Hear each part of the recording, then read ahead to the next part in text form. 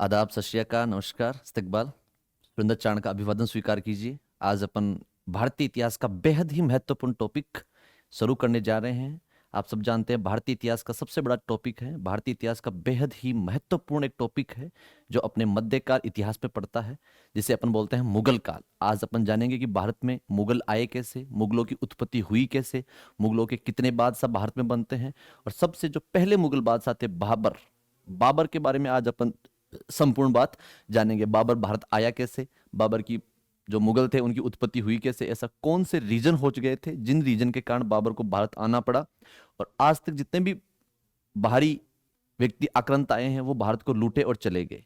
तो कई आक्रांत ऐसे भी थे जो आए और भारत में राज कर लेते हैं, जैसे मोहम्मद गौरी। और मोहम्मद गौरी ने शुरुआत की थी सल्तनत काल की। आज अपन उन्हीं के बाद जो शुरुआत होती है मुगल काल की, जिस मुगल काल की शुरुआत बाबर करता है। आज अपन बाबर के सारे जितने भी कार्य किए हुए हैं, जितने भी बाबर के महत्वपूर्ण कार्य हैं जहां से क्वेश्चन आ सकता है, आज अपन सबके सब जानेंगे। देखिए, शुरुआत करते हैं मुगलों का भारत में आगमन कैसे हुआ। देखिए, सबसे पहले अपन शुरुआत करने से पहले उस समय की जो भौगोलिक स्थिति है, उस समय की जो भारत की सीमा क्षेत्र रहा है मुगलों के समय, वो अपन जान लेते हैं। ये बाबर जब भारत में आता है तो उस समय अपना जो भारत का मैप था वो कुछ इस प्रकार था। जो आप ये एरिया देख रहे हो, ये एरिया मुगलों का एरिया है। तो इन काबुल, लाहौर, दिल्ली, आगरा, सिंध, राजपूत, राजस्थान, पटना, इन सब जगह पर किनका राज था? मुगलों का राज था। तो ये अपना मुगलों के समय का मैप पड़ता है, क्योंकि इतिहास जानने से पहले भौगोलिक स्थिति जानना क्या होती है, बेहद ही जरूरी होती है। और ये वही बेहद जरूरी स्थिति है कि मुगल जब भारत आए उस समय भारत का जो मैप था वो मैप कुछ इस प्रकार का था। इस प्रकार के जितने भी आपको ये दिख रहा है, इसमें जैसे काबुल हो गया, लाहौर हो गया, दिल्ली हो गया, आगरा हो गया, राजपूत स्टेट्स हो गए, सिंध हो गए, ये सारे के सारे क्षेत्र उस समय मुगल काल में पड़ते थे। अब अपन जानते हैं मुगल काल के जो पहला शासक था उसका नाम था बाबर। बाबर भारत में आगमन कैसे हुआ, बाबर की सारी उत्पत्ति जानते हैं। उत्पत्ति कैसे हुई, कहां से हुई, आइए अपन करते हैं शुरुआत। मुगल बादशाह, देखिए मैं आपको बता दूं कि भारत में लगभग 17 मुगल बादशाहों ने राज किया है। 17 मुगल बादशाहों ने राज किया है, जिनमें अपने को कई मुगल बादशाहों के नाम मिलते हैं। जैसे मैं कुछ मुगल बादशाहों के नाम लिख रहा हूं यहां पर। पहले मुगल बादशाह का अपने को नाम मिलता है बाबर। बाबर। दूसरे का अपने को नाम मिलता है हुमायूं। अकबर, जहांगीर, शाहजहां, औरंगजेब, बहादुर शाह है प्रथम, जहानदार शाह है,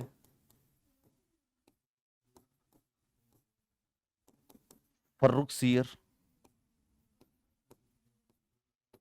रफी उद जात, रफी उद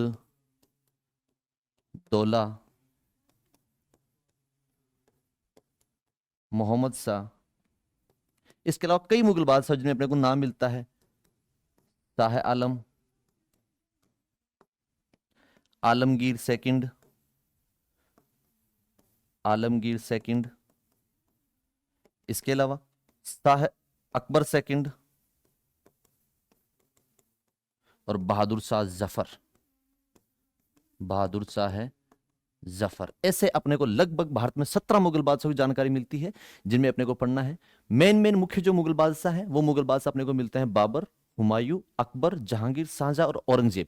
इसके अलावा कई मुगल बादशाह और हुए, जैसे कि बहादुर शाह, जहानदार शाह, फर्रुख सियर, रफी उज्जात, रफी उद्दौला, मोहम्मद शाह। इसके अलावा आलमगीर सेकंड, इसके अलावा शाह आलम, अकबर सेकंड। ये मुगल बादशाह हुए थे भारत में, लेकिन अपने को पढ़ना है 17 मुगल बादशाहों के बारे में।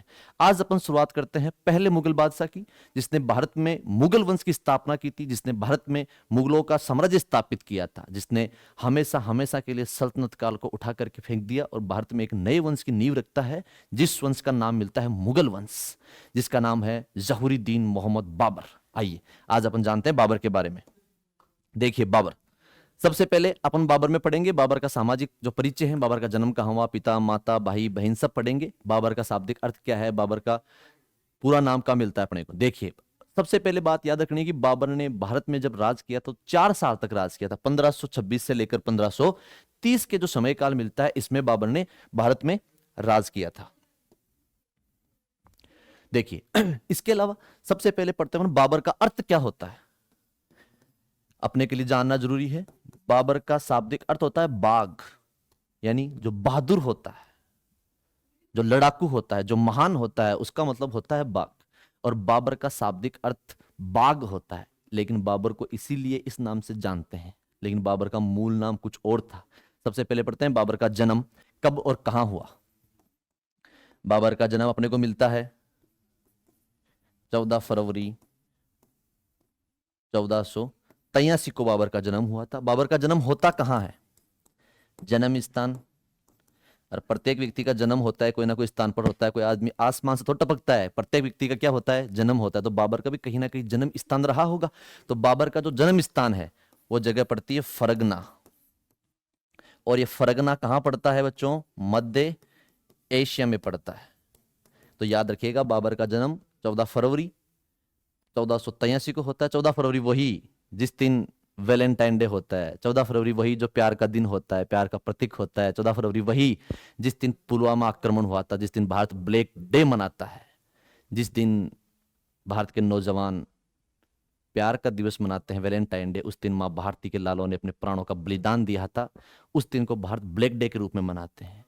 कई अपने युवा हैं जो पाश्चात्य संस्कृति है उसको फॉलो करते हैं और इस 14 फरवरी को प्यार का दिवस मनाते हैं। लेकिन मैं बता दूं, इस 14 फरवरी के दिन भारत में पुलवामा आक्रमण हुआ था, और भारत के माँ भारती के सच्चे सपूत जिन्होंने देश की रक्षा के लिए अपने प्राणों की आहुति दी थी, तो उसी 14 फरवरी 1483 के दिन बाबर का जन्म होता है। जन्म होता है फरगना, जो फरगना पड़ता है मध्य एशिया में। आइए अपन जानते हैं बाबर के पिता का नाम। बाबर के पिता का नाम मिलता है अपने को उमर शेख मिर्जा। उमर शेख मिर्जा इनके पिता का नाम है। इनकी माता कुतलुग निगार खां। जी हां, बाबर के पिता का नाम मिलता है अपने को उमर शेख मिर्जा, बाबर की माता का नाम मिलता है कुतलुग निगार खां। अब कई जो व्यक्ति हैं उनका कहना है कि बाबर के जो पिता थे, बाबर के पिता की बहुत जल्दी मृत्यु हो जाती है। कहा जाता है जब बाबर 11 साल के थे, जब बाबर मात्र एक महज बालक थे, जिस उम्र में बालक खेलता है, कूदता है, जिस उम्र में बालक अपने दोस्तों के साथ घूमता है, जिस उम्र में बालक टोलियों में घूमता है, उस उम्र में बाबर के कंधों पर जिम्मेदारियों का बोझ आ चुका था। एक साम्राज्य को संभालने की जरूरत आ चुकी थी बाबर के कंधों पर। और कहा जाता है बाबर ने मात्र 11 साल की उम्र में राजपाट धारण कर लिया था। जिस उम्र में लोग खेलते हैं उस उम्र में बाबर एक साम्राज्य का राजा बन चुका था, एक साम्राज्य का रक्षक बन चुका था, एक साम्राज्य की सुरक्षा की जिम्मेदारी उठा चुका था। तो बाबर एग्जाम में सीधा पूछते हैं बाबर राजा कब बनता है, तो बाबर 1494, 11 साल बाद बाबर राजा बनता है फरगना का। एग्जाम में सीधा पूछते हैं 1494 बाबर राजा बनता है फरगना का। और कहा जाता है इसको राजा बनाने में इसकी दादी का बड़ा हाथ था। और आप लोगों ने देखा होगा कि जब किसी के छोटी उम्र में पिताजी की मौत हो जाती है, पिताजी एक्सपायर हो जाते हैं, तो गांव वाले, पड़ोसी, रिश्तेदार बड़े मजे लेते हैं, मौका का फायदा उठाते हैं, संपत्ति जब्त करना चाहते हैं, राजा को भगाना चाहते हैं। लेकिन उन विकट परिस्थितियों से लड़कर बाबर ने अपने आप को स्थापित किया। बाबर ने उन विकटकालीन जो परिस्थितियां थी उन परिस्थितियों को भगा दिया, खुद भागने की बजाय परिस्थितियों को हटाया, भगाया, और अपने आप को एक साम्राज्य के रूप में, अपने आप को एक महान योद्धा के रूप में स्थापित करता है जहूरुद्दीन मोहम्मद बाबर। और बाबर को राजा बनाने में इसका सबसे बड़ा जिस महिला का अपने को हाथ मिलता है, उस महिला का नाम है बाबर की दादी, और इस दादी का नाम मिलता है अपने को दौलत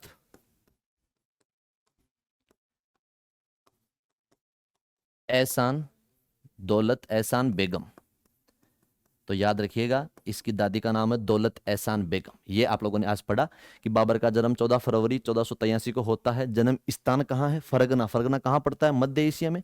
बाबर के पिता उमर शेख मिर्जा हैं, बाबर की माता कुतलुग निगार खान है, बाबर की जो दादी है दौलत एहसान बेगम है। और 1494 में मात्र महज 11 साल की उम्र में बाबर ने राजपाट धारण कर लिया था। अब अपन थोड़ी सी चर्चा बाबर के बारे में और कर लेते हैं। देखिए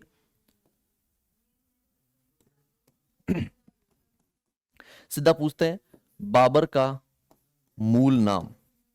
मैं आपको बता दूं, बाबर का मूल नाम बाबर नहीं था। बाबर का शाब्दिक अर्थ होता है बाघ, जो युद्ध मैदान में डटा रहे, जो लड़ता रहे, किसी से डरे नहीं, झुके नहीं, उसका अर्थ होता है बाघ। तो बाबर का शाब्दिक अर्थ बाघ है, और बाबर इसको उपाधि दी गई थी, लेकिन इसका मूल नाम, जो नाम मिलता है, वो मूल नाम है जहूरुद्दीन मोहम्मद बाबर। बाबर क्या आपको पूछेंगे, बाबर क्या, तो बाबर बताना उपाधि है, और बाबर का शाब्दिक अर्थ होता है बाघ। तो याद रखिएगा, बाबर का मूल नाम अपने को मिलता है जहूरुद्दीन मोहम्मद बाबर, और बाबर का शाब्दिक अर्थ होता है बाघ। तो यहां तक मैं उम्मीद करता हूं सबको समझ आया होगा। अपन अब थोड़ा सा आगे पढ़ लेते हैं। कहा जाता है जो बाबर के पिता थे और बाबर की जो माता थी, वो दोनों अलग अलग वंश से थे। बाबर के जो पिता हैं, वो पिता तैमूर वंशीय थे। आप लोगों ने नाम सुना होगा, महान आक्रांता हुआ तैमूर लंग, जो एक पैर से लंगड़ा था। और मैं बता दूं, तैमूर लंग का जो लंग नाम पड़ता है, लंग का अर्थ होता है लंगड़ा, उसको लंगड़ा उपाधि देने वाला भारत का एक भिखारी था। जो तैमूर लंग उत्तरी एशिया को यूरोप कर अपने घोड़ों की टाप तले रौंद कर बिंद करके रख देता है, उस तैमूर लंग को लंगड़ा कहने वाला भारत का एक भिखारी था। तो सोचिए भारत के साहसी योद्धाओं में कितना ताकत होगी। वहां का एक भिखारी अगर इतना पावरफुल है, वहां का भिखारी अगर विश्व के महान आक्रांता तैमूर लंग को कह सकता है तू लंगड़ा है, तो सोचिए वहां के राजा, वहां के शहीद, वहां के अमर अजर जो व्यक्ति हुए हैं, उनमें कितनी ताकत होगी, कितना सामर्थ्य होगा। तो मैं बता दूं, बाबर के जो पिता थे उमर शेख, वो तैमूर वंशी थे, और बाबर की जो माता थी वो मंगोल वंशी थी। इसलिए कहा जाता है मंगोलों का और तैमूर वंशों का दोनों का जो मिलन होता है, इस मिलन से एक व्यक्ति पैदा होता है, उसका नाम पड़ता है जहूरुद्दीन मोहम्मद बाबर, जिसका जन्म 14 फरवरी 1583 को फरगना में होता है। फरगना पड़ता है मध्य एशिया में। उम्मीद करता हूं आप सबको यहां तक समझ आया होगा। अब अपन पढ़ते हैं बाबर के बारे में कुछ और चीजें। सबसे पहले थोड़ी चीज अपने को याद रखने लायक ये है कि बाबर का जो अपने को जीवन काल मिलता है, बाबर भारत आता कैसे है, बाबर की शुरुआत कैसे होती है, बाबर ने किया क्या, बाबर गया कहां, बाबर के साथ ऐसी कौन कौन सी घटनाएं घटी जिनके कारण बाबर भारत आने के लिए विवश हो जाता है, उन घटनाओं के बारे में पढ़ते हैं। देखिए, सबसे पहले आपको मैंने बता दिया 1494 में बाबर राजा बनता है फरगना का। और जब किसी इंसान में नया नया खून होता है, नया नया जुनून होता है, तो वो छोटी उम्र में बड़े ताज हासिल करना चाहता है। वही ताज हासिल करने की होड़ किसको लग गई थी, बाबर को। और कहा जाता है ये बाबर 1594 में अपने सबसे अच्छे और नजदीकी राज्य, जिसका नाम था समरकंद, उस समरकंद पर आक्रमण करता है 1494 में। लेकिन यहां पर ये क्या होता है बच्चों, असफल हो जाता है बाबर, और समरकंद इसको हासिल नहीं हो पाता है। लेकिन आपने सुना होगा कि मेहनत करने वालों की कभी हार नहीं होती, और लहरों से डरकर नौकाएं पार नहीं होती। ये वही बाबर था। इस बाबर ने कसम खाई थी, जब तक मैं समरकंद को रौंद के नहीं रख दूं, जब तक समरकंद को बिंद कर नहीं रख दूं, तब तक मैं चैन की सांस और सुकून की नींद नहीं ले सकता। और बाबर ने आक्रमण, फिर दोबारा समरकंद पर आक्रमण करता है बाबर 1497 में। और कहा जाता है बाबर के द्वारा 1497 में जो आक्रमण हुआ था, उस दिन बाबर ने समरकंद पर 100 दिन के लिए कब्जा कर लिया था। कितने दिन के लिए कब्जा कर लिया था? 100 दिन के लिए बाबर ने क्या कर लिया था बच्चों, कब्जा कर लिया था। लेकिन 100 दिन एक योद्धा की उम्र में एक नाम मात्र होता है, क्षणिक मात्र होता है, उसको इन चीजों से फर्क नहीं पड़ता है। बाबर फिर असफल होता है। और आपने सुना होगा, इंसान के जीवन में जितनी असफलताएं आती है, इंसान उतनी मेहनत करता है, क्योंकि शेर को भी आगे बढ़ने के लिए पीछे 2 कदम हटाने पड़ते हैं। और बाबर का तो शाब्दिक अर्थ ही बाघ है। तो बाघ कैसे रुक सकता है, कैसे डट सकता है, कैसे अपनी परिस्थितियों से भाग सकता है?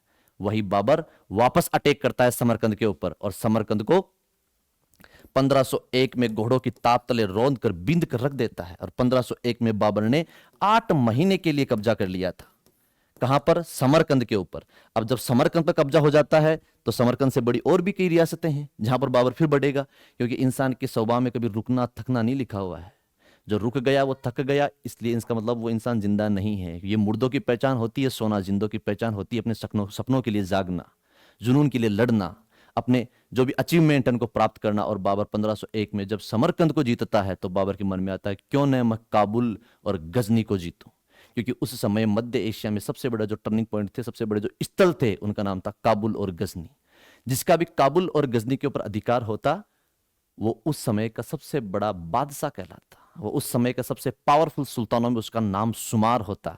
और कौन ये व्यक्ति नहीं चाहता कि मैं एक पावरफुल बनूं, कौन ये नहीं चाहता कि मेरा नाम बड़ा हो। और बाबर ने धीरे धीरे अपने आक्रमण करना शुरू कर दिया।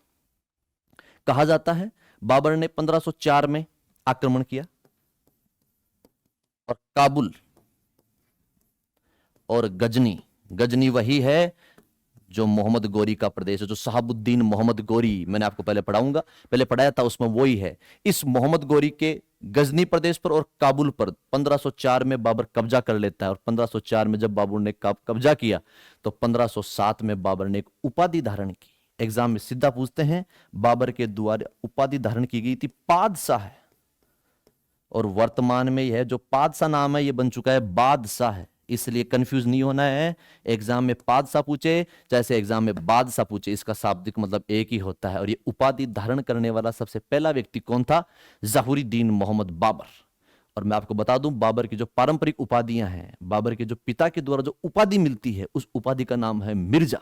इसीलिए मैंने आपको बताया था मिर्जा उमर शेख या उमर शेख मिर्जा, मिर्जा एक उपाधि होती है, तो बाबर की एक उपाधि और थी जिसका नाम था मिर्जा।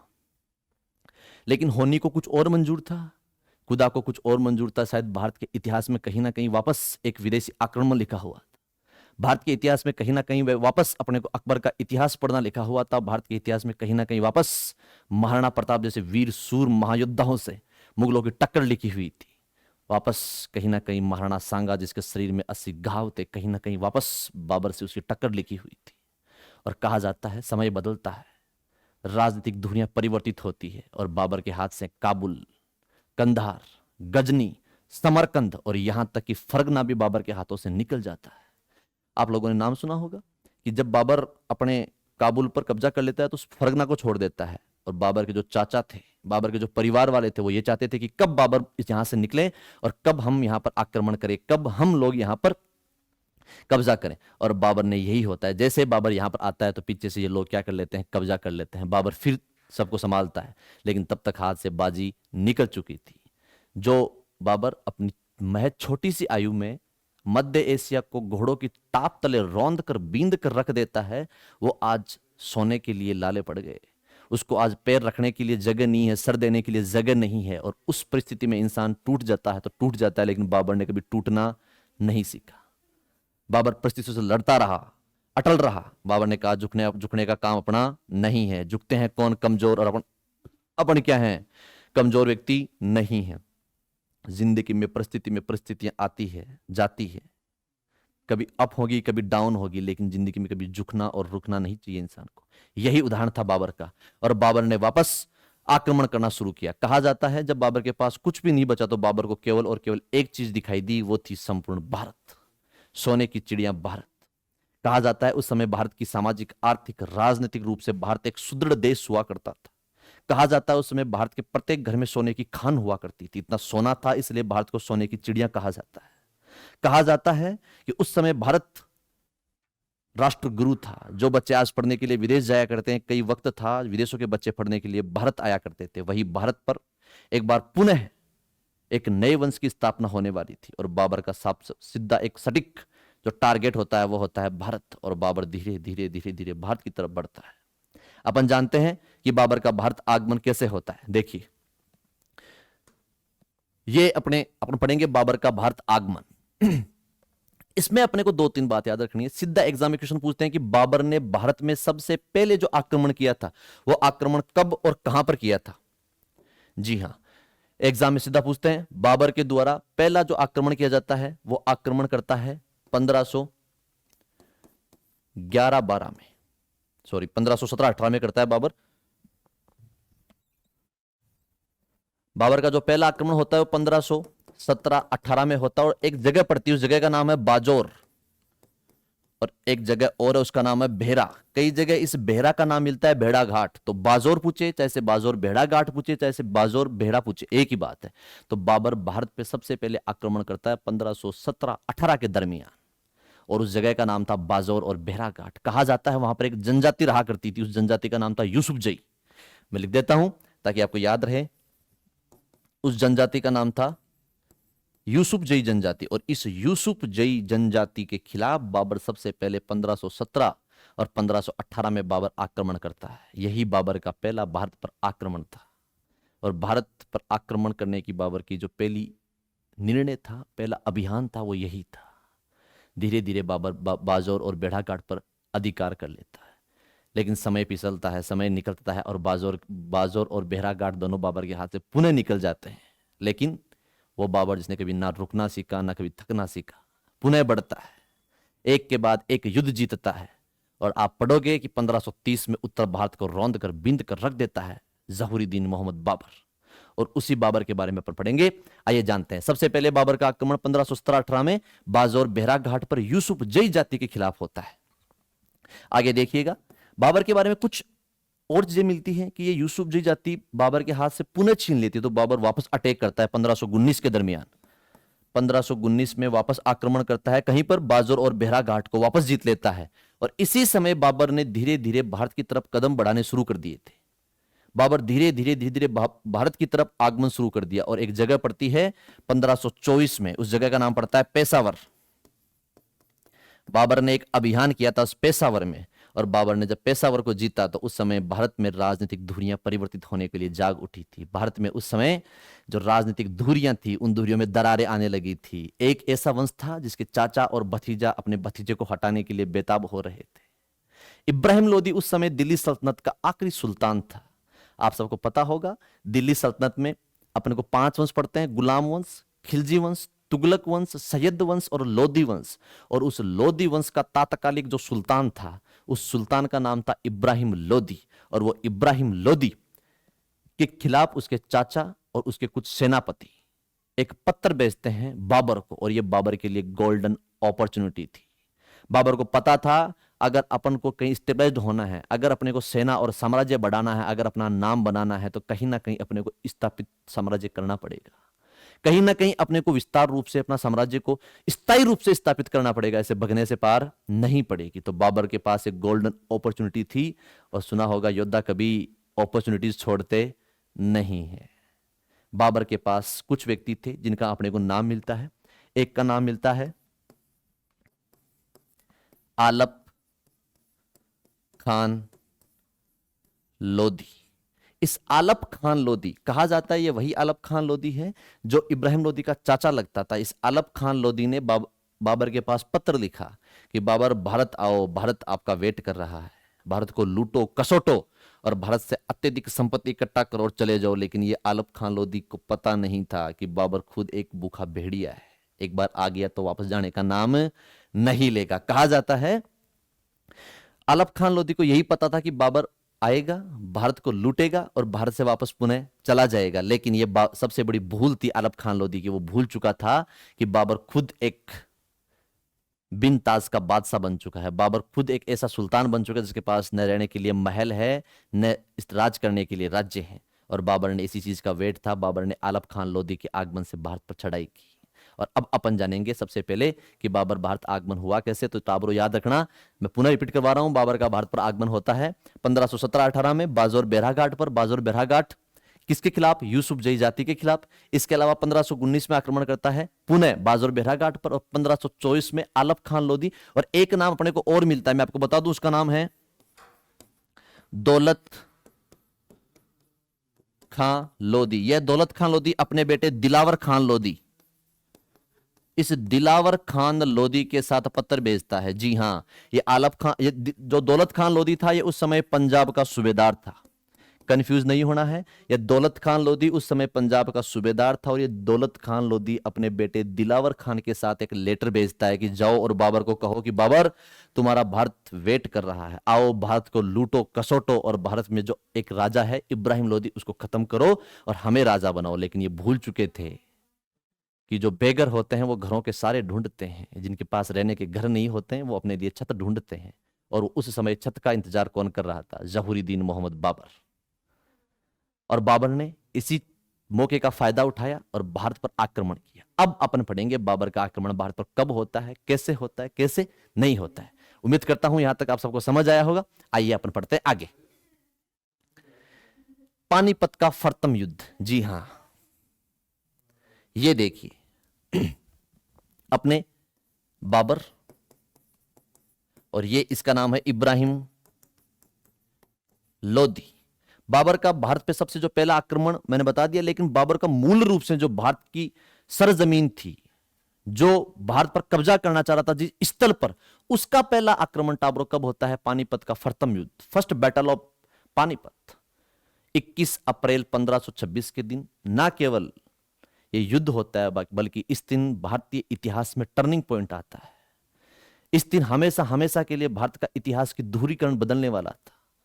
अगर इस दिन बाबर हार जाता तो शायद आज अपन को इतिहास में अकबर पढ़ने को नहीं मिलता। इस दिन बाबर हार जाता तो अपने को एक के बाद एक 17 मुगल बादशाहों के नाम नहीं पढ़ने पड़ते। अगर बाबर हार जाता तो शायद अपने को बहादुर शाह जफर, जिसको अंग्रेजों ने रंगून भेज दिया था, वही बहादुर शाह जफर पढ़ने को नहीं मिलता। आइए अपन पढ़ते हैं इस पानीपत के युद्ध में हुआ क्या था, कैसे युद्ध होता है, युद्ध जीतता कौन है, युद्ध हारता कौन है। पानीपत का जो युद्ध है वह 21 अप्रैल 1526 को होता है। किन किन के बीच होता है? यह युद्ध होता है बाबर वर्सेस इब्राहिम लोदी के बीच। यह इब्राहिम लोदी वही लोदी है जो सल्तनत काल का अंतिम सुल्तान है और लोदी वंश का भी अंतिम सुल्तान है। इस इब्राहिम लोदी के जो चाचा आलप खान लोदी, इसके जो सामंत थे, सूबेदार थे पंजाब के, दौलत खान लोदी, दौलत खान लोदी का बेटा दिलावर खान लोदी, वो किसका साथ दे रहे थे? बाबर का। और आपने सुना होगा जिसके साथ भाई होता है, जिसके साथ परिवार होता है, वो खुद से कुछ कर जाता है। जिसके साथ परिवार नहीं होता, जिसके साथ भाई नहीं होता, बड़े से बड़े योद्धा भी धराशायी हो जाते हैं। इसका अपने सामने उदाहरण मिलता है भगवान श्री राम, मर्यादा पुरुषोत्तम श्री राम, जिनके साथ उनका भाई लक्ष्मण था। लक्ष्मण के सहयोग से उन्होंने रावण जैसे महान योद्धा का सर्वनाश कर दिया था। और रावण जैसा महान योद्धा अपने भाई की कमी की वजह से हार जाता है। इसलिए परिवार का साथ होना, भाई का साथ होना बेहद जरूरी होता है। और इब्राहिम लोदी इस युद्ध में हारता है, लेकिन इसके हारने के पीछे क्या क्या रीजन रहे थे, देखिए मैं आपको बताता हूं कि युद्ध होता कैसे है, युद्ध बढ़ता कैसे है। देखिए, कहा जाता है कि बाबर एक तरफ अपनी सेना बिछाए बैठा था, दूसरी तरफ इब्राहिम लोदी सेना बिछाए बैठे थे। बाबर वेट कर रहा था कि पहल इब्राहिम लोदी करे, लेकिन पहल इब्राहिम लोदी नहीं करने वाला था, क्योंकि इब्राहिम लोदी के पास वो सब कुछ थी, सुविधाएं, जिनसे वो टिका रह सके, जिनसे वो रुका रह सके। लेकिन बाबर के पास बहुत कम समय था। बहुत कम समय में बाबर को यहां पर आक्रमण करना था। आक्रमण ही नहीं करना था, बाबर को भारत में राज करना था। और कहा जाता है ये बाबर आता है, एक तरफ पंजाब की सीमा है, दूसरी तरफ नदी पड़ती है, और तीसरी तरफ अपने सामने कौन खड़ा हुआ है? इसके सामने इब्राहिम लोदी। दोनों के पड़ाव हैं। कुछ इतिहासकार बताते हैं, और हालांकि बाबर ने भी लिखा है कि जब मैं भारत पहुंचा तो मैंने अपनी सेना की गिनती की थी, सेना की काउंटिंग की थी। उसमें अपने सैनिक बताता है लगभग मेरे पास टूटे फूटे सही सुयोजित घुड़सवार, तलवार से चलने वाले, हाथियों से चलने वाले लगभग 12,000 सैनिक थे। और 12,000 से लगभग 7 गुना 8 गुना सैनिक, लगभग 1 लाख सैनिक किसके पास थे? इब्राहिम लोदी के पास थे। लेकिन आपने सुना होगा युद्ध हमेशा सेनाओं से नहीं, युद्ध हमेशा सेनापति जिताते हैं। युद्ध के लिए सेना हो जरूरी नहीं है, लेकिन एक सटीक योद्धा का होना बड़ा जरूरी है। आपने कभी नाम सुना होगा पेशवा बाजीराव बल्लाड़। उस पेशवा बाजीराव बल्लाड़ ने उसके घोड़ों की टाप के तले उत्तर भारत से दक्षिण भारत को रौंद करके रख दिया था। अटक से कटक तक एक ही नाम गूंजता था, जिसका नाम था पेशवा बाजीराव बल्लाड़। वो पेशवा बाजीराव बल्लाड़ जिसने एक के बाद एक लगभग 40 युद्धों में भारत के अनेक अनेक राजाओं को अपने घोड़ों की टाप तले रौंद कर रख देता है। इसलिए कहा जाता है युद्ध जीतने के लिए सेना नहीं, युद्ध जीतने के लिए सेनापति बड़े बेहद जरूरी होते हैं। क्योंकि पंखों से कुछ नहीं होता, उड़ान हमेशा हौसलों से होती है। और यही उड़ान का, उड़ने का जो शौक था वो था बाबर को। बाबर महज 12,000 सैनिकों के साथ 1 लाख की सेना का सामना करना पहुंच जाता है इब्राहिम लोदी का। इब्राहिम लोदी को भी कहीं ना कहीं डर था कि बाबर विदेशी व्यक्ति है और जरूर अपने साथ कुछ ना कुछ ऐसे हथियार लेकर आया है जिन हथियारों की वजह से अपन हार सकते हैं। और यही हुआ। कभी कभी आपने सुना होगा शक भी सही हो जाता है, और यह शक सही साबित हुआ। बाबर के द्वारा इस युद्ध में आक्रमण करने की जो एक पारंपरिक रिवाज है वो इस प्रकार मिलता है कि बाबर की जो सेना थी, सबसे पहले मैं आपको बता दूं कि बाबर जब पेशावर आता है तो बाबर ने बहुत सारी बैलगाड़ियां खरीदी। अब आप पूछोगे बैलगाड़ी का क्या करेंगे? तो बैल नहीं खरीदे, केवल गाड़ी खरीदी। उन गाड़ियों को किया क्या, लगभग 8-10 बैलगाड़ियों को आपस में जोड़ा, उन्हें रस्सी से बांधा, फिर उसके बीच में 10-20 मीटर का गैप देता है, फिर 10-20 गाड़ी खड़ी करता है, फिर 10-20 मीटर का गैप देता है। और जो गैप था उस गैप में बाबर ने अपनी तोप खड़ी की। तो आप समझ सकते हो कि अगर सेना आक्रमण करेगी तो भी वो तोप इधर से उधर नहीं होगी। क्यों? क्योंकि वो तोप गाड़ियों से बांध दी गई। तो इब्राहिम लोदी चाहकर भी तोप नहीं छीन सकता। किससे? बाबर से। तो पहला तो रीजन टावरो यही है कि सबसे पहले बाबर ने इस युद्ध में किस चीज का प्रयोग किया था? तोप खाने का। तोप खाने का, या इसको अपन बोल सकते हैं गोला और बारूद। सीधा पूछते हैं, बाबर के द्वारा गोला बारूद तोप खाने का प्रयोग कब किया? तो बताना आप। तराइन अपने पानीपत के पहले युद्ध में किया गया था। फिर अपन थोड़ा सा आगे बढ़ते हैं टाबरो। मैं आपको बता दूं, जब यह लगा इसको कि अब इतनी बड़ी सेना को कंट्रोल करने के लिए तोप काफी नहीं है, तो बाबर ने क्या किया? एक लगभग 4 किलोमीटर लंबा एक गड्ढा खोदा। 4 किलोमीटर लंबा एक गड्ढा खोदा और उस गड्ढे की चौड़ाई रखी लगभग 30 से 40 मीटर। और उसके ऊपर उसने क्या बिछा दिए? कुछ पत्ते वत्ते बिछा दिए, ताकि अगले सेना को पता चले ही नहीं कि इसके ऊपर पत्ते बिछा रखे हैं। और पत्ते बिछा दिए, उस पत्तों के अंदर जो गड्ढा गहरा था, उस गड्ढे में जो अपने होते हैं लोहे, कुछ नुकीली चीजें उसमें रख दी। तो जैसे ही इब्राहिम लोदी की सेना हाथी घोड़े दौड़ते हुए आते हैं, तो 4 किलोमीटर लंबी 30 से 40 मीटर चौड़ी वो जो गहरी खाई थी, उस खाई में नुकीले क्या थे? हथियार थे। और जब तक इब्राहिम लोदी की सेना समझ पाती, जब तक ये उसकी स्ट्रेटेजी पकड़ पाती, जब तक उसकी रणनीति समझ पाती, तब तक आधे से ज्यादा घोड़े और हाथी कहां समा चुके थे? उस दरार में समा चुके थे। तो याद रखिएगा। सबसे अच्छा, तब तक लोगों को पता था ही नहीं कि तोप होती क्या है। तो लोगों को लगा यार ये कोई जादू हो रहा है, क्या हो रहा है अपने ऊपर, ये गोला कैसे बरसा रहा है। आज तक भी देखा ही नहीं, आसमान से गोला आता है फूट जाता है। लेकिन पहली बार गोला बारूद का प्रयोग, लोगों को लगा शायद ये कोई जादूगर है, जादू कर रहा है, अपने ऊपर गोले बम बरसा रहा है। लेकिन ये बहम था, गोले, ये जादूगर नहीं था, ये बाबर की रणनीति थी, गोले बारूद बरसाना। दूसरी रणनीति, बड़ा गहरा गड्ढा खोदा, उस गड्ढे में कौन समा गए? आधे से ज्यादा इब्राहिम लोदी की सेना। और तीसरा सबसे बड़ा जो रीजन मिलता है, वो मिलता है तुलुगमा युद्ध पद्धति। जी हां, मैं आपको बता दूं, तुलुगमा युद्ध पद्धति। आइए अपन तुलुगमा युद्ध पद्धति समझते हैं, होती क्या है ये पद्धति।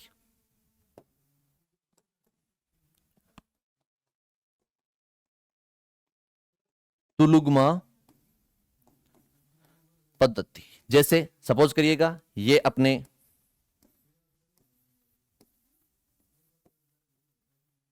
ये इधर सेना है,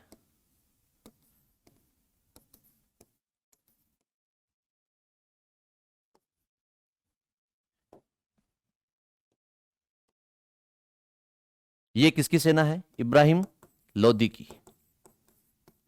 और ये सेना है बाबर की। तुलुगमा युद्ध पद्धति समझा रहा हूं मैं, गौर फरमाइएगा। तुलुगमा युद्ध पद्धति होती क्या? आज तक आपने नाम सुना होगा, तुलुगमा तुलुगमा। ये होती क्या है?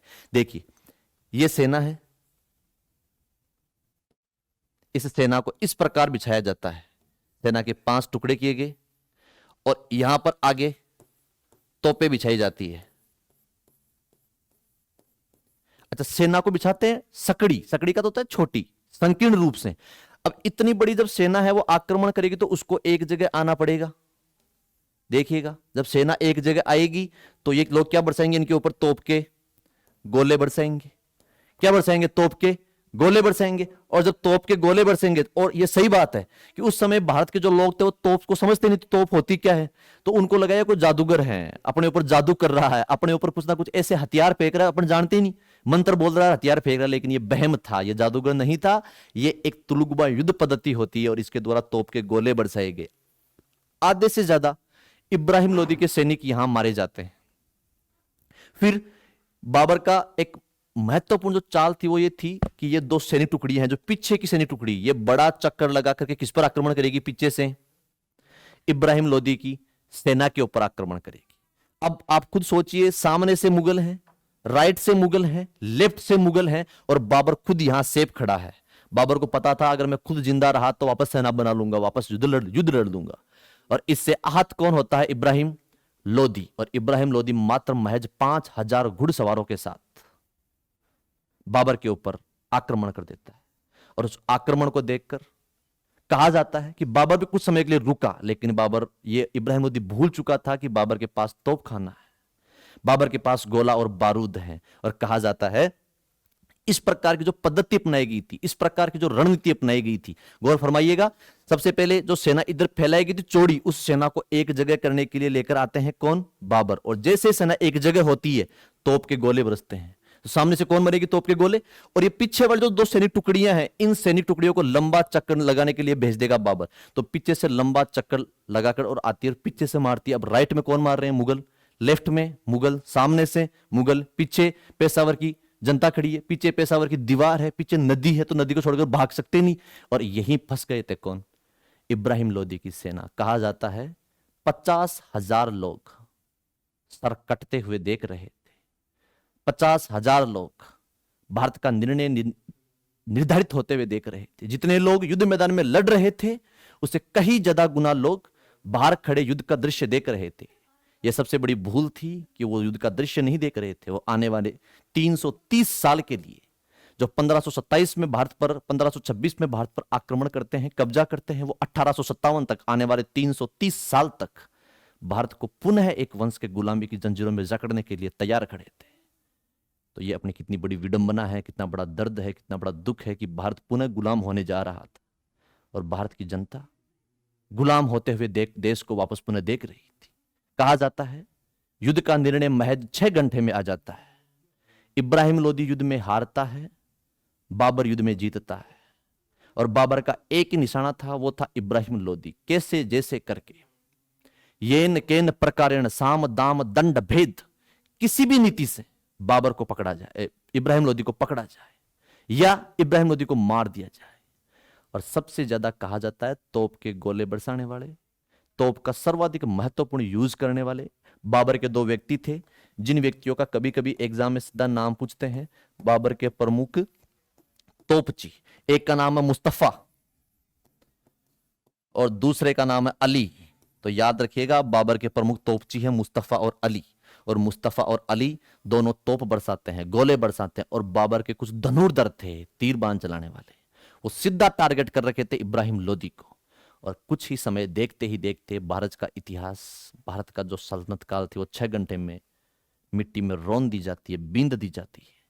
और जो सूरज सल्तनत काल के रूप में उदय होता है, वो दूसरे दिन मुगल काल के रूप में उदय होता है।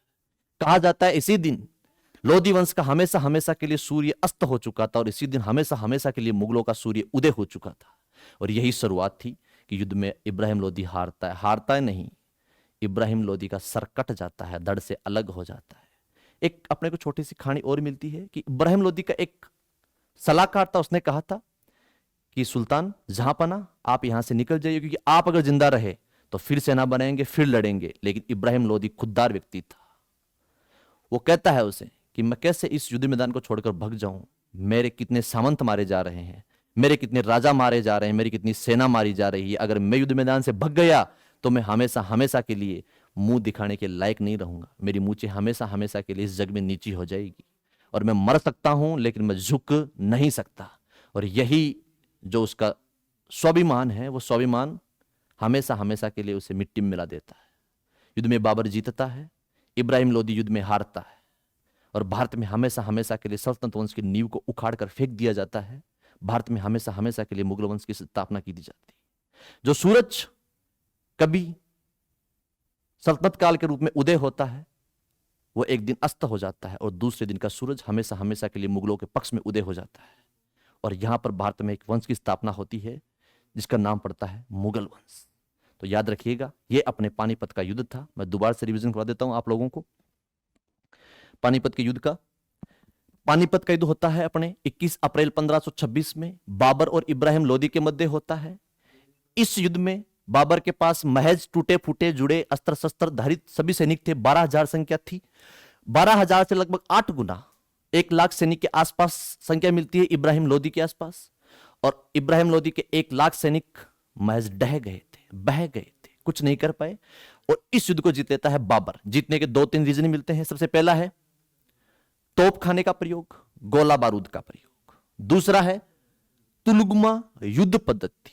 इस तुलुगमा युद्ध पद्धति में जो तोपें बिछाई गई थी, उस तोप बिछाने की कला को अपन कहते हैं उस्मानी कला, उस्मानी कला या उस्मानी पद्धति। तो याद रखिएगा, उस्मानी पद्धति, तुलुगमा पद्धति, तोप खाना, गोला बारूद, यह प्रयोग किया गया था।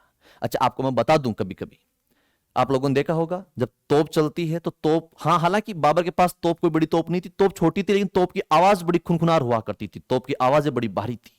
और जब तोप चलती थी तो उसकी आवाज से हाथी और घोड़े अपने विपरीत घूम जाया करते थे। अब हाथियों को पता है आपको, युद्ध में हाथी को जब युद्ध में लाते हैं तो उससे पहले हाथी को भांग पिलाते हैं ताकि हाथी के पैरों तले सेना को रौंदा जाए, कुचला जाए।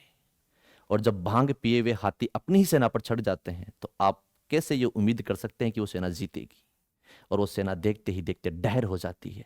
और कहा जाता है बाबर के द्वारा यहां पर लगभग 35 फीट ऊंचा गर्दनों का एक टीला बनाता है बाबर। ये खुद बाबर ने अपनी आत्मकथा तुजु के बाबरी बाबर नामा जो तुर्की भाषा में लिखी हुई है, इसमें लिखता है बाबर कि यहां पर इस युद्ध में मैंने लगभग 35 फीट ऊंचा क्या बनाया था, एक गर्दन कटी हुई जो गर्दनें हैं उनसे एक टीला बनाया था। आइए अपन जानते हैं। और इसी प्रकार बाबर का आगरा, दिल्ली, पंजाब में राज होता है। लेकिन बाबर के सामने सबसे बड़ी चुनौती थी, वो थे राणा सांगा। बाबर ने अपने इतिहास में खुद लिखा है, इब्राहिम लोदी महज एक खिलौना था, युद्ध का असली किरदार, भारत का असली सरदार, भारत का असली हकदार राणा सांगा थे। और उस राणा सांगा के बारे में आज अपन विस्तार से पढ़ेंगे, जानेंगे। आइए शुरुआत करते हैं। देखिएगा, तोपची आ चुके हैं अपने। ये देखिए पानीपत का युद्ध का मैदान का दृश्य कुछ इस प्रकार मिलता है। पानीपत का युद्ध का मैदान था, इसमें ये अपने हाथी के ऊपर कौन सवार है, इब्राहिम लोदी। और ये घोड़े पर, अच्छा आपको बता दूं मैं, युद्ध जीतने के लिए बड़े जानवर नहीं, युद्ध जीतने के लिए तीखी तलवारें और तेज रफ्तार के घोड़े चाहिए। वो घोड़े और वो हाथी दार तार तेज रफ्तारों से, तलवार से सनी हुई, रक्त से भीनी हुई जो तलवारें थी, उन तलवारों के माध्यम से युद्ध जीतता है बाबर। और ये युद्ध मैदान का दृश्य देखने को मिलता है। आइए अपन पढ़ते हैं आगे। जी हाँ, ये अपने पानीपत का युद्ध है। अब अपन पढ़ेंगे पानीपत के बाद जस्ट एक साल बाद एक युद्ध और होता है। लेकिन उस युद्ध से पहले अपन जानेंगे किसके बारे में, अपने महानतम शासक राणा सांगा के बारे में। मैं सांगा को बताने से पहले आपको एक छोटा सा युद्ध पढ़ाऊंगा। उस युद्ध में पढ़कर आप खुद ब खुद आपका ज़मीर ये गवाही देगा कि वास्तव में सांगा राजा नहीं था, सांगा महानतम भारत का वो कलाकार था, महानतम शासक था, जिसकी कहानी आज इतनी अजर अमर होने के पीछे कोई दंत कथा ही नहीं है। वो हकदार है उस कहानियों का, वो कहानी बढ़ने का, वो कहानी पढ़ने का, वो सही हकदार है। और वो हकदार रूपी जो कहानी है अपन आज जानेंगे। आइए अपन करते हैं शुरुआत। सबसे पहले राणा सांगा, क्योंकि बाबर ये बात खुद कह चुका है अपनी आत्मकथा तुझे के बाबरी में कि युद्ध का असली हकदार या भारत का असली सरदार उस समय इब्राहिम लोदी नहीं, राणा सांगा था। ये राणा सांगा वही है जिसने इब्राहिम लोदी को अपने 2 युद्धों में पहले हरा चुका है। जी हां, देखिए सबसे पहले अपन जानते हैं एक युद्ध होता है, युद्ध को अपने को नाम मिलता है बयाना का युद्ध। बयाना का युद्ध, यह बयाना पड़ता है अपने भरतपुर में। यह युद्ध 1527 में होता है, फरवरी के मंथ में होता है। खानवा के युद्ध से जस्ट एक मंथ पहले एक युद्ध होता है, उस युद्ध का नाम पड़ता है अपने कौन सा युद्ध, बयाना। बयाना पड़ता है भरतपुर में। बयाना किसके कब्जे में था, सांगा के कब्जे में। और इस पर कब्जा कौन कर लेता है, बाबर क्या कर लेता है, इस पर कब्जा कर लेता है, बाबर इस पर कब्जा कर लेता है।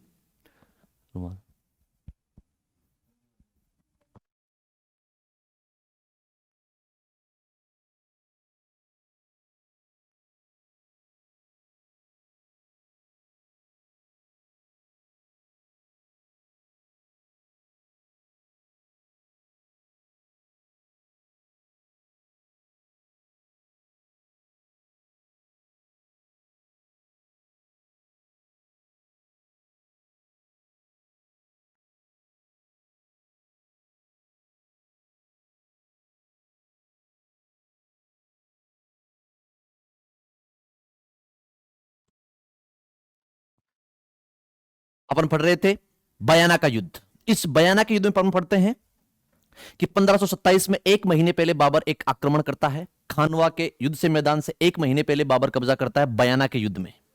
और बयाना कहीं टाइम अपने सांगा के कब्जे में था। अब सांगा के क्षेत्र पर कब्जा करना मतलब किसको ललकारना, राणा सांगा को। और ये वही सांगा है जिसके बारे में कहा जाता है जिसके एक आंख नहीं थी, जिसके एक हाथ नहीं था, जिसके एक पैर नहीं था, वह सांगा, वह युद्ध मैदान का कलाकार, वह सैनिकों का सैनिक, वह सैनिकों का भग्नावेश बाबर की सेना को रौंद कर बींद कर रख देता है। देखिएगा, बाबर का बहनोई था, उसका नाम था मेहंदी ख्वाजा। मेहंदी ख्वाजा, ये मेहंदी ख्वाजा बाबर का बहनोई था। मेहंदी ख्वाजा की नई नई शादी हो रखी थी। अब नई नई शादी होगी तो आपको पता है घर से कौन ही बाहर जाएगा। लेकिन मेहंदी ख्वाजा को बाबर ने भेज दिया।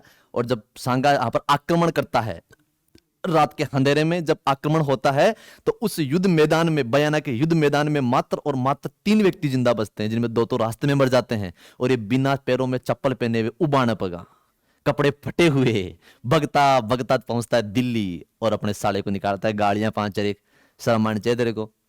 तो अपनी बहन को, अभी तो हाथों की मेहंदी भी नहीं सूखी इसकी, इससे पहले तो इसको विधवा करना चाहता है, मेरे से प्यार नहीं किया, बहन से प्यार नहीं है, और अपनी पत्नी को कहता है कपड़े फेंक फटाफट, अपने को रहना ही नहीं है। अब पागल इंसान ये मरवाएगा, आज बहरा वो इंसान थोड़ी है सांगा, बस सांगा, एक हाथ नहीं, एक आंख नहीं, एक पैर नहीं, फिर भी मार रहा है। अगर पूरा शरीर होता तो सोच क्या दशा करता है मेरी, मैं भक भक करके आया हूँ, खेतों से कूद कूद करके आया हूँ, रात के अंधेरों में आया हूँ। अब उसकी दशा देखकर मुगल जो जितने भी सैनिक थे वो मुगल सैनिक सहम उठे, उनको लगा बाबर के बहनों की ये दशा कर दी तो अगर अपन उसके गलती से हाथ लगे तो दशा क्या ही होगी अपनी। बाबर के सैनिकों ने साफ मना कर दिया, मैं तो युद्ध आज लड़ान काल, माँ की तो पार आज पड़े न भया कार पड़े। लेकिन बाबर को क्या जीतना था, युद्ध जीतना था। तो याद रखिएगा, खानवा के युद्ध से पहले एक युद्ध होता है, उसका नाम है बयाना का युद्ध। फरवरी 1527 में करता कौन है, मेहंदी ख्वाजा। मेहंदी ख्वाजा बाबर का बहनोई है, भगा भगा करके मारता है और उभाने पैर, मतलब बिना चप्पल के भाग करके आता है, कहां पर, दिल्ली। अब आप खुद सोचिएगा, बयाना भरतपुर से दिल्ली की कितनी दूरी है, न कोई घोड़ा है, न कोई साधन है, न पैरों में चप्पल है, बिना चप्पलों के भगा भगा कर कौन मारता है, राणा सांगा मारता है। अपन अब पढ़ेंगे राणा सांगा के अगला जो युद्ध होता है उसका नाम पड़ता है खानवा का युद्ध। जी हाँ, आइए अपन जानते हैं खानवा के युद्ध के बारे में। युद्ध होता है 17 मार्च 1527 को, और यह युद्ध ऐसा युद्ध था, इस युद्ध के बाद बाबर ने अपने आप को दिल्ली में प्रमुख रूप से, स्थायी रूप से स्थापित कर दिया था। इस युद्ध के बाद न तो बाबर को कोई हटाने वाला था, न कोई टोकने वाला था, क्योंकि बाबर के सामने एक ही परिस्थिति थी, उसका नाम था राणा सांगा। जी हाँ, मैं आपको शायद सांगा की फोटो भी दिखा दूं, फोटो तो नहीं है, देखिएगा। खानवा का युद्ध 17 मार्च 1527 में, और ये खानवा के मैदान है, ये खानवा के मैदान है जहां पर बाबर और राणा सांगा के बीच भयानक युद्ध होता है। यह वो मैदान है जहां पर राणा सांगा अपनी वीरता के साथ लड़ता है। यह वो मैदान है जहां छल कपट करके बाबर युद्ध जीतता है। यह वो मैदान है जहां मुगल, जहां पर विदेशी आक्रांता, राजस्थान के वीर योद्धा, राजस्थान के वीर राजपूत, राजस्थान के वीर क्षत्रिय राणा सांगा की अमरता देखते हैं, सांगा का नेतृत्व देखते हैं, सांगा का वीरता देखते हैं। और कहा जाता है कि सांगा के न एक हाथ था, न पैर था, न आंख थी, लेकिन फिर भी उसके शरीर पर 80 घाव थे। तो वो 80 घाव को तोहफे में नहीं मिले थे उसे, वो 80 घाव एक के बाद एक युद्ध जीतने के उपलक्ष्य में उसे अपने शरीर पर 80 घाव मिले थे। और कहा भी जाता है, बाबर ने खुद ने कहा है कि राजपूत लड़ना भी जानते हैं और राजपूत मरना भी जानते हैं, और जिसको मरने की फिक्र नहीं होती है वो कभी डरता या झुकता नहीं है। फेमस कहावत है कि 4 वर्ष कुकर जिए, 8 वर्ष जिए सिहार, बरस 18 क्षत्रिय जिए, बाकी जीना है बेकार। तो ऐसे महानतम महानतम राजपूत शासक राणा सांगा, जिनके घोड़ों की टाप तले राजस्थान नहीं बल्कि उत्तर भारत को रौंद कर बिंद कर रख दिया था, जिसके सामने खड़े होने से भी बड़े बड़े सुल्तान कांपा करते थे, जिसने इब्राहिम लोदी को कई युद्धों में धूल चटवाई थी, वही राणा सांगा। उस सांगा की लड़ाई होती है किससे, बाबर से। इस युद्ध का नाम पड़ता है खानवा का युद्ध। 17 मार्च 1527 के दिन युद्ध होता है किनके बीच, बाबर वर्सेज सांगा। वही पुराने हथियार, वही हाथी, कहीं ना कहीं हार का रीजन यही रहा। कहा जाता है बाबर के पास सेना कम थी, सांगा के पास सेना अत्यधिक थी, और सांगा ने एक ऐसा युद्ध लड़ा था बयाना, जिसमें मुगल सैनिकों की रूह खड़ी हो गई थी, कांप उठी थी। उसने कहा युद्ध में तो आज लड़ान काल, पार कौन पड़े। अब बाबर को जीतना था तो बाबर जोश दिलाएगा, तो बाबर ने लोगों को कहा ये युद्ध में मेरे लिए नहीं लड़ रहा हूं। लोगों ने कहा क्यों बावड़ा बना रहा है भैया, युद्ध तेरे लिए लड़ रहा है। उसने कहा न तो मैं मेरे लिए लड़ रहा हूं और न ही मैं ये युद्ध साम्राज्य बढ़ाने के लिए लड़ रहा हूं। अब लोग बोड़े थोड़ी ना होते हैं, सैनिक एक कान कान में होड़े होड़े, अरे भाई साहब सुबह सुबह बावड़ा बना के तुम्हें हमें मिले। उसने कहा नहीं नहीं, मैं युद्ध मेरे लिए नहीं लड़ रहा हूं, मैं ये युद्ध लड़ रहा हूं इस्लाम के लिए, मैं ये युद्ध लड़ रहा हूं धर्म के लिए, मैं युद्ध लड़ रहा हूं भारत में इस्लाम की स्थापना करने के लिए।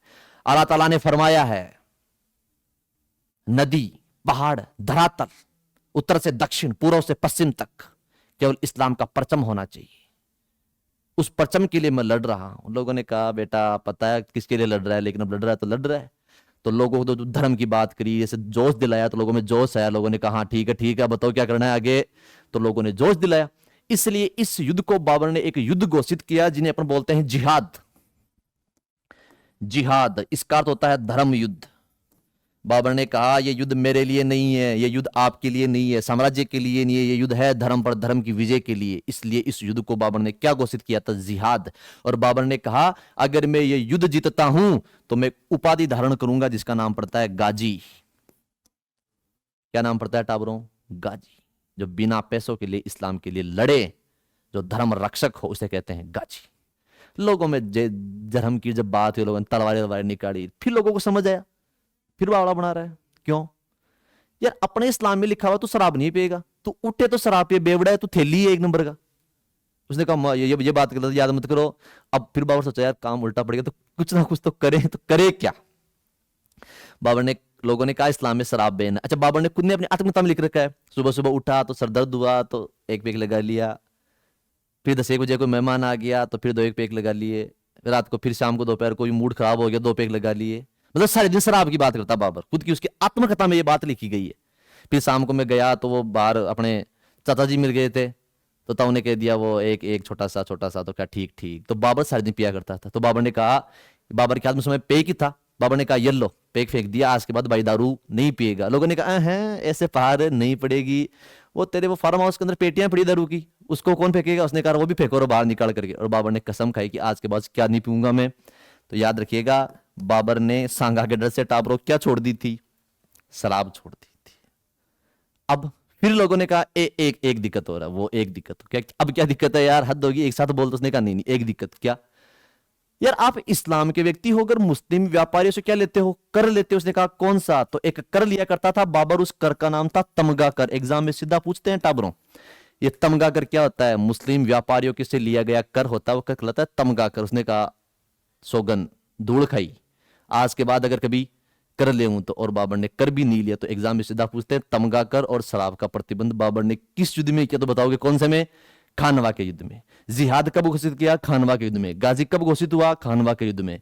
और कहा जाता है इस युद्ध में बाबर की अपने जो सांगा है, इस सांगा की पत्नी थी, उसका नाम था कर्मावती। वो कर्मावती भी युद्ध देखने के लिए आती है।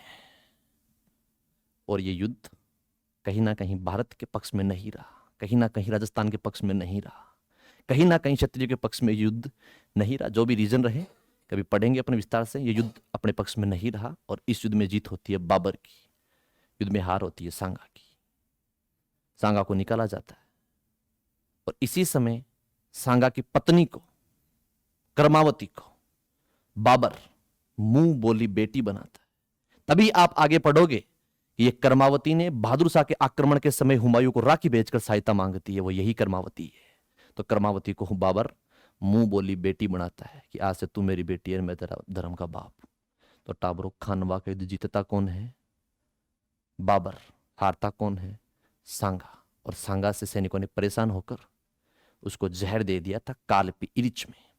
उसकी मृत्यु हो जाती है और मृत्यु होते समय उसको मांडलगढ़ भीलवाड़ा में उसकी स्मृति बनी हुई, उसका स्मारक बना हुआ। ये कौन सा युद्ध है? खानवा का युद्ध। अपन आगे पढ़ेंगे, एक युद्ध और लड़ता है बाबर, युद्ध का नाम है चंदेरी का युद्ध। जी हां, चंदेरी का युद्ध 1528 में। कहा जाता है इस चंदेरी के युद्ध में बाबर जब लड़ता है तो सांगा का परम मित्र था। बाबर ने कहा जब अपन दोनों लड़ रहे थे तो उस समय एक बड़ा व्यक्ति था, मेरे को गाली निकाल रहा था हाथी पे खड़ा होकर, ये बाबर का माथा फोड़ रहा है, बाबर का माथा फोड़। वो कौन था? लोगों ने कहा वो तो सांगा का मित्र था। क्या नाम था उसका? उसने कहा वो तो मेदनी राय। कहाँ का राजा है? चंदेरी का। बाबर ने कहा वहीं चलो, उसको बहुत दिन हो गए, माथा फोड़ रही बाठा की देर, अब इसका इलाज करना पड़ेगा। तो बाबर ने क्या किया भाई साहब? अगला आक्रमण किया चंदेरी पर। चंदेरी का राजा कौन था? मेदनी राय। मेदनी राय वर्सेस बाबर। यह युद्ध भी कौन जीतता है? बाबर जीतता है। हारता कौन है? मेदनी राय। इस युद्ध की सहायता के लिए जाते हैं सांगा, लेकिन सांगा को रास्ते में सैनिकों के द्वारा जहर देने के कारण सांगा की क्या हो जाती है? मृत्यु। याद रखिएगा, सांगा ने कसम खाई थी कि जब तक मैं बाबर को युद्ध में हरा नहीं दूंगा तब तक मेवाड़ में कदम तक नहीं रखूंगा। इसलिए लोगों ने कहा भाई कुछ ना कुछ तो करें। तो सैनिकों ने खुद ने परेशान होकर सांगा की क्या दे दिया था? जहर दे दिया था। तो चंदेरी का युद्ध 1500। अच्छा, मैं आपको बता दूं एक बात याद और रखने लायक, आपने कभी नाम सुना होगा शेरशाह सूरी।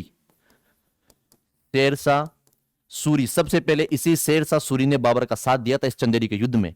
और एक छोटी सी कहानी मिलती है शेरशाह सूरी और बाबर की। कहा जाता है सबसे पहले खाना कौन खाएगा? सुल्तान कहा खाएगा, जहां पना कहेंगे सबसे पहले बादशाह कहेंगे। लेकिन ये युद्ध में जब सहायता करने के लिए आता है कौन? शेरशाह सूरी। तो अब पहले खाना बन चुका था तो खाना खाएगा कौन? बाबर। और शेरशाह सूरी बेचारा भूख कंट्रोल हो नहीं। शेरशाह सूरी ने कहा राजा तो अपने घर पर है, बादशाह अपने घर पर है, सुल्तान अपने घर पर है, भाई तो क्या खाएगा? राशन लेगा, चून लेगा, पहले पार आस पड़े न काल पड़े। और शेरशाह सूरी ने बाबर से पहले क्या खा लिया? खाना खा लिया। और ये घटना किसने देख ली? बाबर ने। तभी बाबर ने बेटे को बुलाया, हुमायूं को, अरे इधर नालायक, हाँ याद रख, जिंदगी में अगर भारत में तेरे को किसी से खतरा होगा तो वो इस इंसान से होगा। और बाबर की ये भविष्यवाणी सच साबित होती है। आप पढ़ोगे आगे, हुमायूं को बिलग्राम चौसा के युद्धों में भारत से भागने के लिए मजबूर करता है शेरशाह सूरी। वही शेरशाह सूरी सबसे पहले कब सहायता करता है? चंदेरी के युद्ध में। उम्मीद करता हूं समझ आया होगा। अपन एक युद्ध और पढ़ लेते हैं, क्योंकि बाबर ने 4 साल में 4 युद्ध लड़े और उत्तर भारत को स्थापित, मुगल जो साम्राज्य था उसको स्थापित किया था। जी हां, चौथा युद्ध है, वो युद्ध है अपना घाघरा का युद्ध 1529। ये युद्ध होता है अफगानों से। बाबर वर्सेस अफगान। अफगान कौन? वही अफगान जो कभी बाबर को भारत में इनवाइट किए थे। आलप खान लोधी, दौलत खान लोधी, वो वापस आते हैं और वो कहते हैं इसको हराओ, और अगर ये नहीं हारेगा बाबर तो फिर ये भारत पर कब्जा करेगा। लेकिन फिर क्या हो? जब चिड़िया चुग जाए खेत, फिर पछताने से क्या हो जब चिड़िया चुग जाए खेत। और यही होता है। बाबर अफगानों को भी हराता है और बाबर ने 4 साल में 4 बड़े युद्धों को जीतता है और भारत पर एक छत्र राज स्थापित करता है। तो बाबर के 4 युद्ध हैं। 1526 में पानीपत, 1527 में खानवा, 1528 में चंदेरी, 1529 में घाघरा। आइए अपन जानते हैं बाबर की कुछ प्रमुख घटनाएं, प्रमुख कहानियां। बाबर की मृत्यु। बाबर की मृत्यु से पहले तो अपन 2-4 चीज पढ़ लेते हैं कि बाबर ने क्या क्या किया, बाबर ने क्या क्या नहीं किया। देखिए आप जो चित्र देख रहे हैं मैं इसके बारे में बाद में बताऊंगा। ये बाबर का मकबरा है जो अपने आगरा के आसपास पड़ता है, आराम बाग, नूरे अफगान बाग। लेकिन इससे पहले अपने को 2-3 चीज पढ़नी है। सबसे पहले बात, बाबर ने भारत को एक कारीगर का देश कहा। कारीगर जानते हो टाबरों? मिस्त्री। बाबर ने कहा इसमें सारे के सारे व्यक्ति मिस्त्री हैं। देख के वो जुगाड़ लगा रहा है, कोई कील ठोक रहा है, कोई ईंट ठोक रहा है, कोई भाटा ठोक रहा है, कोई पत्थर ठोक रहा। तो बाबर ने कहा ये देश कोई आम देश नहीं है, सारे के सारे व्यक्ति क्या हैं? कारीगर हैं। तो कारीगरों का देश किसने कहा? बाबर ने। बाबर बोला था। बाबर ने फिर कहा फलों का राजा क्या है? आम है। अब आप बताओ कौन राजा ऐसी बात करनी? बाबर बेवड़ा था। तो बाबर सपने में कहता आपको पता है? बोला क्या? फलों का राजा आम है। लोग कहते हाँ पता है भाई, रे फलों का राजा आम है। अब राजा तो राजा, बाबो सन खेव, बाबा नुकुण खेव। तो ये टावरो घटना घटी यहां पर। फिर आगे बढ़ते हैं अपन, कुछ कहानी और जानते हैं। बाबर के द्वारा भारत में कई प्रकार के स्थापित कुछ महल हैं, लेकिन उनकी संपूर्ण जानकारी अपने को मिलती नहीं है। लेकिन बाबर के द्वारा 1-2 चीज मिलती है जो एग्जाम में सीधा पूछते हैं कि बाबर ने अपनी आत्मकथा लिखी, जिसे अपन बोलते हैं बाबरनामा। और उस बाबरनामा को टाबरो एक नाम और मिलता है जिसका नाम मिलता है तुजुके बाबरी। ये कौन सी भाषा में लिखी हुई है? तुर्की भाषा में। तो याद रखिएगा, तुर्की भाषा में लिखी हुई बाबरनामा या तुजुके बाबरी। आपको समझ आ रहा होगा। बाबर ने फिर कहा है कि भारत में उस समय 2 राजपूत राजा, अच्छा बाबर ने कहा है कि उस समय भारत में 5 तो मुस्लिम साम्राज्य थे और 2 राजपूत साम्राज्य। 2 राजपूत साम्राज्य जिनका नाम बताया है, एक का नाम बताया है कृष्ण देवराय, नाम सुना होगा आप लोगों ने, कृष्ण देवराय देवगिरी। और एक बताता है सांगा। कृष्ण राय के बारे में कहता है कि एक जो कृष्ण देवराय है ये भारत का महानतम सम्राट है, भारत का पावरफुल है। और सांगा के बारे में कहता है ये भारत का शौर्य शासक है, ये भारत का बड़ा पावरफुल शासक था। और बाबर ने, अच्छा आपको बता दूं मैं, बाबर ने अपने जीवन का काला दाग किसे कहा है? खानवा के युद्ध को।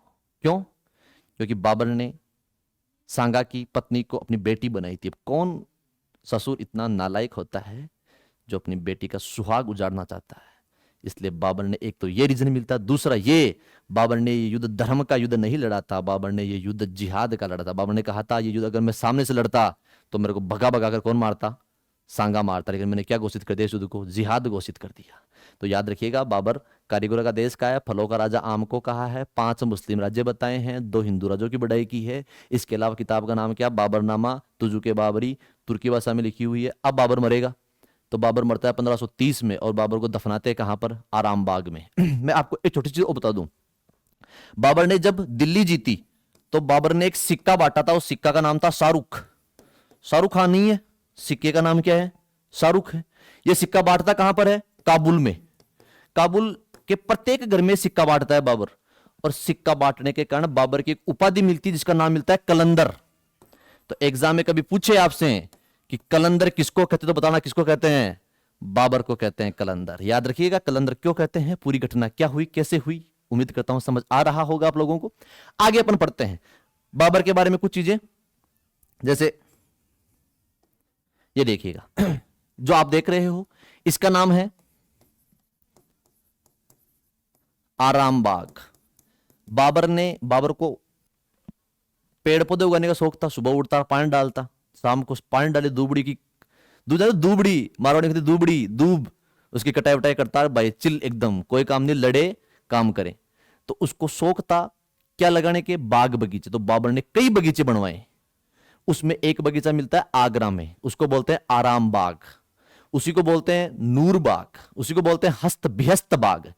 इस बाबर की जब मृत्यु होती तो बाबर को कहां दफनाया जाता है? इस आराम बाग में।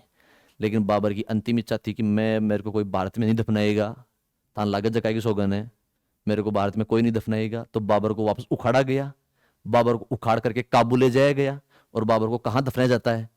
काबुल में दफनाया जाता है। तो यह कौन थे? भारत के प्रथम मुगल बादशाह। उम्मीद करता हूं, आशा करता हूं कहानियों में, टॉपिक्स में, फैक्ट्स में आप सबको अच्छा लगा होगा, समझ आया होगा। ओके, थैंक यू, धन्यवाद। स्वस्थ रहिए, मस्त रहिए, व्यस्त रहिए। अपन मिलेंगे अगले राजा के साथ। Thank you.